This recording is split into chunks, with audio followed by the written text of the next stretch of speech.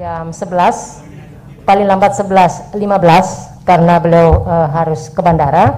Oleh karena itu saya mohon untuk pertanyaan straight to the point. Silakan Prof. Armin Pak Dekan Visip pertama. Terima kasih Prof. Yang terhormat Pak Menko Polhukam, Ibu Rektor, dan semua teman-teman yang hadir. Menarik sekali ceramah Pak Menko Polhukam. Ini cocok. Prof ini saya mau undang kuliah tamu di Pemikiran Politik Indonesia, mata kuliah Pemikiran Politik Indonesia, karena saya kira ini memang perlu diluruskan sejarah pemikiran politik Indonesia ini, Prof. Baik, demokrasi itu dasarnya atau salah satu fondasinya itu adalah aturan, dan aturan itu harus dijunjung tinggi. Karena demokrasi tanpa dilandasi aturan main itu akan melahirkan pemerintah yang otoriter dan oligarki dan melahirkan masyarakat yang suka anarkis. Jadi Indonesia ini prasyarat demokrasinya tidak dipenuhi, Pak.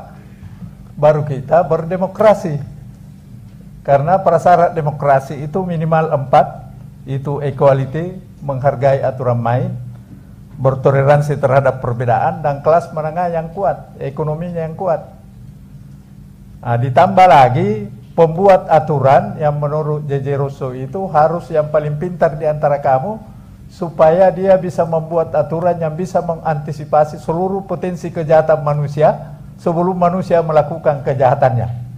Persoalannya pembuat aturan kita DPR, DPRD, DPR RI, syaratnya itu hanya tamatan SMA, Pak, termasuk Presiden Republik Indonesia, tamatan SMA atau sederajat.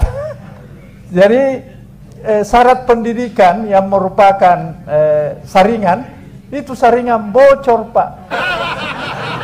Karena sampah juga bisa masuk. Karena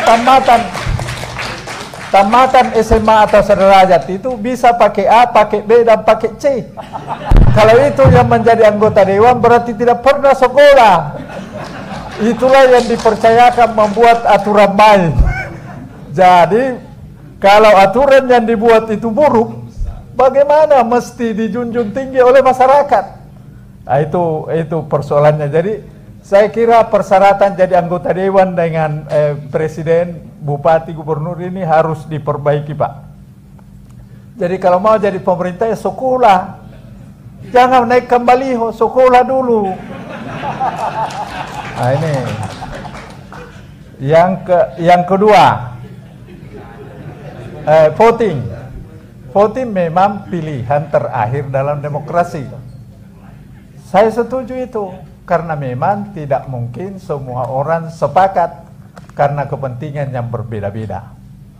Persoalannya, apakah orang yang memvoting ini berangkat dari Pancasila, yaitu hikmah kebijaksanaan dalam permusyawaratan perwakilan? Karena banyak anggota DPR bukan hikmah kebijaksanaan, Pak, tapi hikmah keuangan. Baru bermusyawarah. Akhirnya lahirlah aturan-aturan yang melahirkan diktator mayoritas. Mayoritas memaksakan kehendaknya kepada minoritas, dan minoritas harus tunduk dan patuh pada aturan yang dia tidak setujui. Karena itu salah satu ketidakadilan yang sangat vulgar dalam demokrasi adalah kita harus tunduk dan patuh pada peraturan yang kita tidak pernah ditanya apakah kau setuju dengan peraturan itu atau tidak. Itu ketidakadilan yang sangat vulgar yang tidak pernah diperhatikan oleh pemerintah. Nah, ini penting dijadikan sebagai bahan renungan kita bersama. Kemudian saya setuju. Bisa dipersingkat, Prof? Oh, singkat. Saya setuju Pak Menteri mengatakan bahwa voting itu pilihan dalam demokrasi, apalagi Indonesia ini dibuat dengan voting. Tapi perlu diketahui Pak Menteri bahwa para pendiri Republik voting itu didahului dengan salah istihara, Pak. Salah istihara dulu baru dia menjatuhkan pilihan.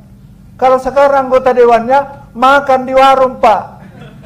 Ribut satu hari sebelumnya setelah lobi di warung, di restoran. selesai besok, tidak ada keributan. Jadi keributan itu hanya dijadikan ancaman untuk lobby. Dan setelah lobby dan penyelesaian secara adat telah dilakukan, selesai masalah. Padahal itu tidak menyelesaikan masalah. Itu saja karena saya dibatasi. Terima kasih. Wabillahi taufiq wal hidayah. Assalamualaikum warahmatullahi wabarakatuh. Terima kasih Prof. Armin. Nanti